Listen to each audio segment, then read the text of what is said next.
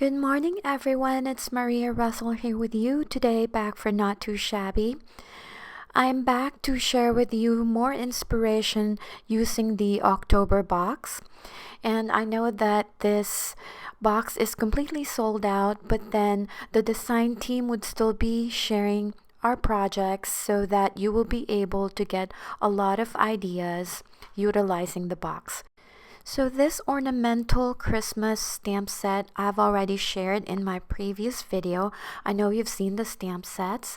So I've already created a card, the pink card that you saw on the photos. And I was just supposed to share it on my Instagram, but then I decided to share it here on YouTube because maybe you guys would like to know how I created this card. So the first thing that I did was to get all of the components ready to create the slimline card. I used this die from Cat Scrappiness that's also available at Not2Shabby. And on some Bristol Smooth White cardstock, I ink blended the panel using the Slimline Star Stencil by Simon Says Stamp. I adhered the ink blended panel on a pink slimline card base, and then I foam mounted the leafy background with some 3M foam tape. Next, I stamped the images on some pink cardstock with Versamark ink and then sprinkled some white embossing powder and heat set. I used my Spectrum Noir colored pencils to create the variation of colors between the bow and the Christmas ornament, just to give it a little bit more detail. And then I also stamped the sentiment and the other images that you see there using some gold embossing powder. So this next card is the one that we're making today. I have already colored the images off camera because I didn't want this video to take too long. I figured I'll just inspire you with this project today. To color the images, I use YR21 and Y32 for the yellow. And then for the pinks, I use R20 and R01. The greens were YG01 and YG03. And for the blues, I used BG10 and BG11. And now that we have the color images ready, I'm just going to choose some stencils from Newton's Nook, and this is how I file them. I have an 8x8 album that I put the stencils in so that it's easier for me to locate them when I need them.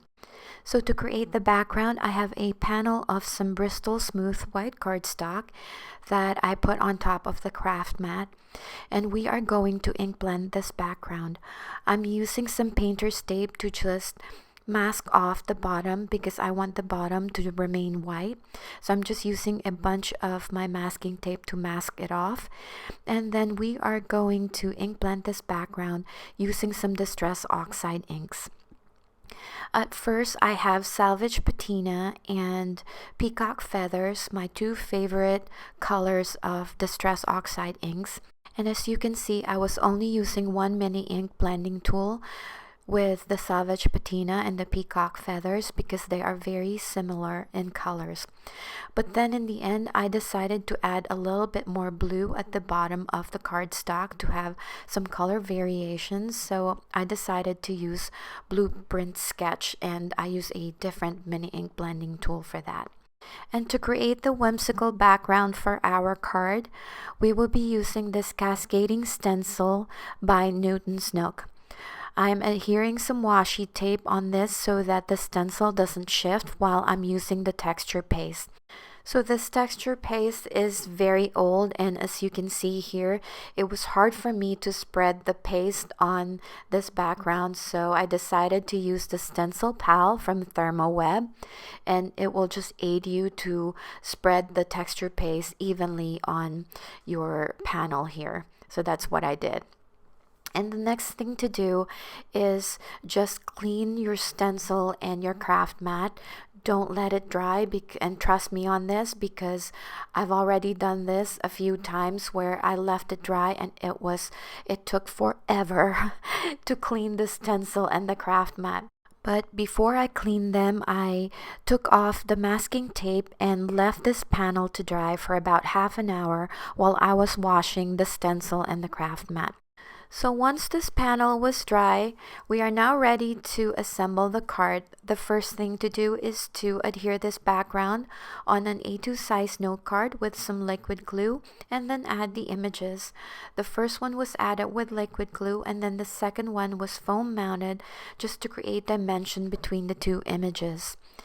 And this is pretty much it, but I decided to add a little bit of stickles to the gnome's pom-pom just to match it with the other image on the front.